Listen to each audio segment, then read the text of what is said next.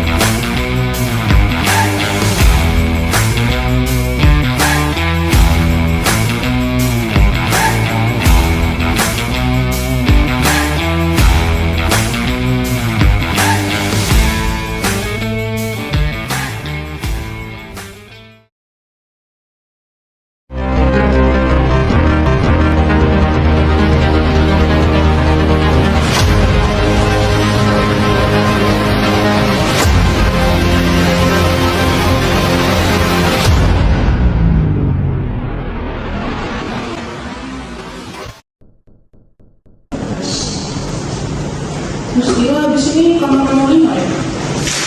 Lihat ini, iya nih pasien nomor 5. Ini pasti pasien TB lagi nih. Ini pasti alasannya malas minum obat. Pasien-pasien kayak gini tuh bikin capek. Lo masih? Iya kan? Orang-orang kayak gini tuh bikin angka TB gak turun-turun. Udah kayak gini, ngapain coba harus berobat? Ngapain coba harus berobat?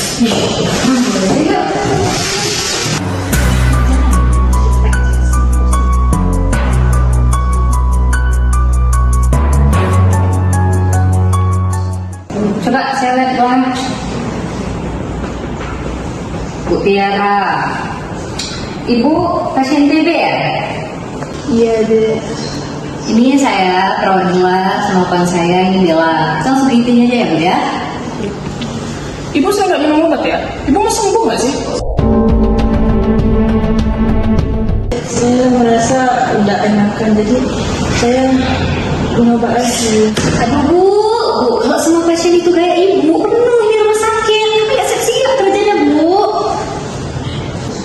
Maaf Bu, tapi saya sudah ingatkan kepada ibu saya, tapi memang ibu saya sudah lupa. Lupa, itu tapi ibu gak disiplin. Kalau misalnya ibu disiplin, ibu pasti ingat lah kalau misalnya mau sembuh.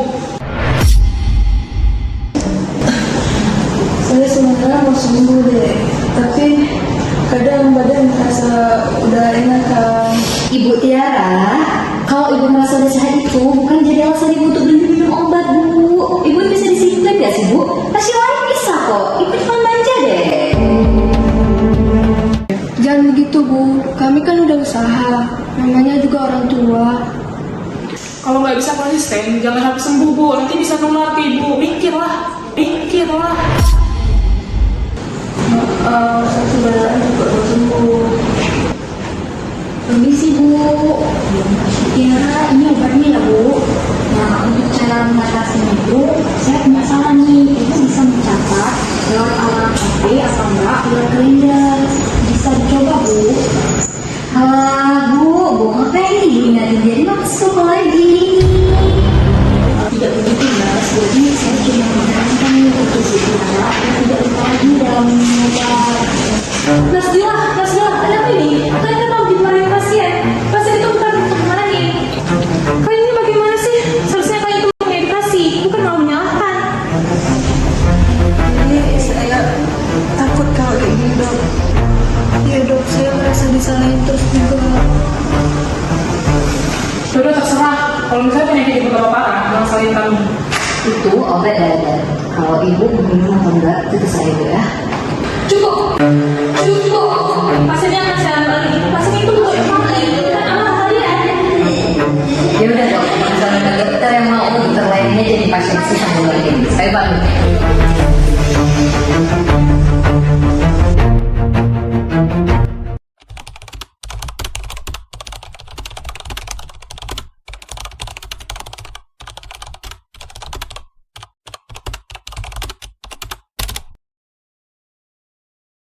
Hari ini kita akan kedua pasien bernama Bu Syafa, umur 35 tahun dan diagnosis TB paru.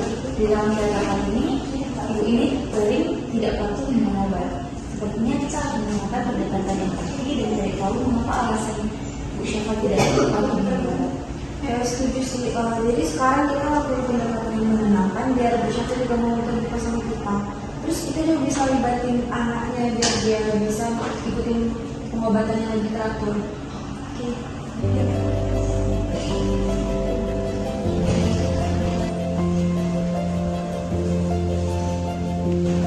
Assalamualaikum Ibu, selamat pagi. Apakah benar ini dengan Ibu Ayu Syafa?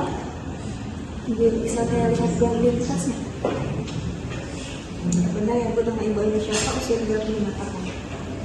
Perkenalkan, saya perawat Samsa yang terjuru pada hari ini dan ini rekan saya perawat Sita. Jadi Bu, hari ini kita akan ngobrol sebentar ya tentang pengobatan Ibu. Jadi Bu, mau sesungkan sama kami. Baik Bu Syafa, bagaimana kebiasaan Ibu minum obat yang terjuru? Jika sudah teratur, Saya sering lupa. Kadang kalau saya udah merasa sakit lagi, saya akan ambil obat. kami mengerti Pak Bu, banyak juga pasien yang merasa kayak gitu. Tapi kalau Ibu minum obat yang tak teratur, kuman TB-nya itu bisa kebal dan itu juga bisa lebih sulit untuk sembuh. Itulah yang saya takutkan dulu. Saya udah coba mengingatkan, tapi kadang saya juga lupa. Permisi Bu. Jadi Bu, ini obat ini yang harus Ibu minum di setiap harinya dan minumnya itu di jam yang sama. Kalau Ibu tetap lupa, Ibu bisa setelin alarm di setiap harinya biar Ibu nggak lupa. Nah Ibu Desi tidak bisa bantu untuk ngingetin Ibu ya. Obat ini harus diminum rutin ya Ibu, karena TB ini tidak akan sembuh jika tidak minum obat rutin. Saya yakin dengan dukungan keluarga dan tenaga kesehatan di sini, Ibu bisa menyelesaikan pengobatan ini. Baik, Dok. Jadi Bu Syafa, menurut Bu Syafa, apa cara terbaik supaya Ibu bisa disiplin minum obat? Mungkin saya bisa coba untuk setel alarm dan mungkin anak saya juga bisa mengingatkan saya biar saya lupa mengobatnya. Nah, ini bagus tuh Bu. Jadi Ibu nanti nggak perlu khawatir ya, kami di sini tidak bisa membantu Ibu untuk mengetahui Bu. Jadi hari ini kita sudah sepakat ya Bu, Ibu akan teratur minum obat dengan bantuan alarm dan juga bantuan anak Ibu. Nanti kami akan evaluasi di pertemuan berikutnya. Semangat terus ya Bu, yang istirahat dan cepat sembuh. Sebenarnya ya Mas. Makasih Nak, saya juga akan selalu mendampingi. Semangat ya Bu Syafa. Kita lawan TB ini sama-sama ya Bu. Hasilnya semua saya akan lebih rutin lagi minum obatnya. Oh ya udah baik Bu, kalau gitu kami izin pamit dulu ya. Nanti kalau Ibu ada keluhan mendadak, Ibu bisa panggil kami di news station atau enggak Ibu bisa letakkan bilang di sampingnya. Kami izin ya Bu, Assalamualaikum.